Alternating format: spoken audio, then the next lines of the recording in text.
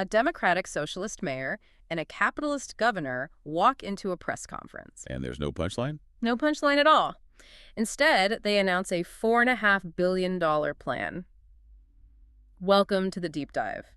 It's Saturday, January 24th, 2026, and that strange setup is the actual reality in New York politics right now. It really is a fascinating moment. We're seeing this political experiment that I don't think anyone really saw coming, at least not this smoothly. Okay, so let's set the table for everyone. Who are the players here? You've got New York City's new mayor, Zohran Mamdani. And we should probably paint a picture of this guy, right? He's the city's first Muslim mayor, first Asian American mayor, and a card-carrying member of the DSA. The Democratic Socialists of America, yeah. And he's standing right next to New York Governor Kathy Hochul, who is, let's say, not a socialist. Not even close. She calls herself a staunch capitalist, a total centrist. Right. And on paper, these two should be at each other's throats. I mean, that's the tradition, isn't it? The governor versus the mayor. I think we all still have a little PTSD from the Cuomo and de Blasio years. Oh, that was legendary dysfunction. They spent more time fighting each other than fixing anything. Exactly. But this is different. This is what people are calling the odd couple alliance. They've just announced a massive universal childcare plan and a let them build housing agenda. Together, which is the key word. So our mission today is to unpack this. How on earth did this coalition happen? What's actually in this abundance agenda? And, you know, we have to look at the fault lines because with the current White House, this whole thing could shatter. It's a fragile piece, for sure, but it's built on a really interesting political idea that's been gaining steam on the left. Okay, let's start right there, because this isn't just about ideology, is it? You're calling it something else. Well, analysts are calling it liberalism that builds, or sometimes supply-side progressivism. Supply-side progressivism. That just sounds like two words that don't belong together. Supply-side makes me think of, you know, Reagan. It does. It triggers that exact association. But the idea here is completely different. It's about using government power to massively increase the supply of things people need. Like what? Housing, childcare, green energy, public transit. Yeah. The whole idea is that you can't just help people with vouchers or subsidies if there's nothing for them to buy. You have to actually build more stuff. So it's less about arguing philosophy and more about just getting shovels in the ground. Exactly. Material wins over ideological purity. Okay, so let's get into the first big material win then, this childcare revolution. Right. On January 8th, they dropped this bombshell. A $4.5 billion plan. And the scale of that is huge. It's massive. This isn't some small pilot program. It's expanding universal pre-K across the state, 3K in the city, and the brand new piece is free childcare for 2-year-olds in New York City. And if you've ever had to pay for childcare in New York, you know that's basically a second mortgage. Oh, easily $25,000 a year. It crushes family budgets. But I saw something in the fine print, a detail called Promise NYC. Yeah, and this is where the pragmatism starts to get really tested. This is where the politics get ugly. That's the phrase Mamdani used. Promise NYC is a part of the fund set aside for children who can't get federal subsidies. Which is code for undocumented children. Correct. Federal aid has citizenship requirements. So if you want truly universal care, the city and state have to pick up the tab for those kids themselves. And Mamdani was really direct about it. He didn't hide it. Not at all. He basically said the city is choosing to put kids first, period. That a kid living in New York is a New Yorker and their paperwork doesn't matter. Okay, I see the logic for him. But for Governor Hochul, a moderate, spending state money on undocumented immigrants feels like, I don't know, writing an attack ad against yourself. It's a huge political risk, but you have to look at her political map. She's getting squeezed. She's got a primary challenger in her own lieutenant governor. Seeds enthusiasm. She desperately needs it. Yeah. And Mamdani has this incredibly energized, diverse urban base. He can deliver turnout. So it's a trade. It's a classic political trade. She gives him his policy wins. He gives her his base's support. And for Mamdani, he needs her. A mayor can't do much in New York without the governor's approval. Right. The state controls everything. The MTA, the rent laws. Everything. So he can either be ideologically pure and powerless, or he can make a deal with a capitalist and actually get childcare for 2-year-olds. Which brings us to the other half of this deal, the let them build agenda. And this is where it gets even weirder. Right? Because you hear socialist housing policy and you think rent control, public housing. And he's doing that. We'll get to it.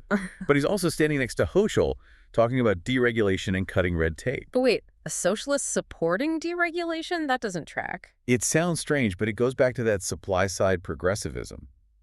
The argument is that for decades, things like zoning rules and endless environmental reviews have been used to stop construction of everything. Including affordable housing. Exactly. So the environmental review process can actually stop a green energy project. It's ironic. They both want an abundance agenda. Build more of everything. So the idea is that more supply will eventually lower prices for everyone. Yes. And it's not just housing. It's big infrastructure. The 2nd Avenue subway, the Interborough Express to connect Brooklyn and Queens. I even saw a mention of nuclear power. For a progressive, that's a real pivot. It's a huge pivot. The Green movement has traditionally been very anti-nuclear. But Mamdani has said he's willing to explore it. That's surprising. It just shows how committed he is to this idea of abundance. If you want to get off fossil fuels fast and have reliable, cheap energy, well, nuclear has to be on the table. It's a very pragmatic move. Okay, so he's building with Hochul, but he hasn't abandoned his core tenant rights platform, has he? Oh, not at all. This is the other half of his strategy. Yeah. He's using the power he does have as mayor, specifically the Rent Guidelines Board. He's going to use them to freeze rents on stabilized apartments. That's the plan. Can he just do that? Pretty much, yeah. The mayor appoints the members of the board. If you appoint members who want a rent freeze, you get a rent freeze. No state approval needed. Wow, that's a powerful lever. It is. And he's pairing it with legal support for tenants, reviving the mayor's office to protect tenants. I was looking at the numbers on that, the Universal Access to Council program. The stats are incredible. They're staggering. Back in 2013, only 1% of tenants in housing court had a lawyer. 1%. So it was just a rubber stamp for eviction. Basically. But by 2018, that number was up to 30% citywide. Mamdani wants to push that even higher. Yeah. His strategy is simple. Build more for the future, but keep people in their homes now by giving them a lawyer. So a real two-pronged attack. It's a smart plan. But how did he even win? A socialist in New York with the national mood being what it is. And that's the blueprint, right? Yeah. How he pulled it off. Because he didn't just win the progressive neighborhoods. He didn't just win the hipster vote. No, you can't win the city that way. He won working-class areas that had been trending toward Donald Trump. Places like College Point in Queens, Bensonhurst in Brooklyn. Those are not socialist strongholds. Far from it. But his message was just laser-focused on material concerns. He didn't talk about culture wars. He talked about the cost of living. He said the rent is too high, childcare is too expensive. I have a plan to fix it. He went straight for the wallet. Exactly. He found the one thing a conservative voter in Queens and a progressive voter in Brooklyn have in common. They can't afford to live here. But you still need a machine to deliver that message. And they built a monster. They had over 50,000 volunteers. 50,000, that's an army. It's unheard of for a local race. And they organized them using this 4-tier structure, which basically empowered volunteers to be local leaders. It wasn't top-down. It created this incredible sense of ownership. And the visuals were just perfect. The whole bodega strategy. Oh, it was brilliant. His ads weren't in some sterile office. He was on the subway, in a bodega, eating a slice of pizza on the corner. Yeah. He looked like a guy who actually lives here. It made the socialist label feel less intimidating. It did. And then he used a rank-and-file strategy with the unions, getting the actual workers to pressure their leadership to endorse him. It was a bottom-up masterpiece. Okay, so it all sounds great. A focused message, a powerful machine, a pragmatic alliance. But it all feels a bit fragile. It's incredibly fragile. Yeah. And that brings us to the elephant in the room. The fault lines. Ah. Because all of this is happening with a very, very hostile White House. This is their greatest vulnerability. Yeah. The Trump administration is actively targeting sanctuary cities. And Mamdani is a diehard defender of sanctuary status. He's drawn a hard line. No cooperation with ICE, period. But Hochul has been a little more flexible on that, to put it nicely. Zigzagged is the word. She's tried to walk this impossible line. One day she's saying she'd call ICE out on criminals. The next she's backing lawsuits against ICE. She's trying to please everyone. But you can't play both sides when things get serious.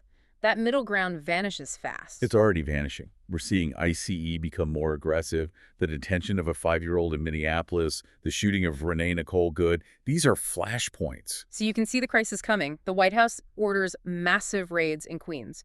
Hochul gets scared of looking soft on crime and cooperates. And if she does that, Mamdani can't follow. That is a moral red line for him and his entire base. The alliance would be over instantly. It's one thing to agree on childcare centers. It's another to stare down federal agents. That's the stress test. And it's not just immigration. On his very first day, Mamdani revoked Mayor Adams's old executive orders about Israel and the definition of anti-Semitism. Which caused an immediate backlash. Of course. Mamdani says he's protecting free speech, but it shows that he's not just a pragmatic manager, he's also a principled activist, and those principles sometimes create international incidents.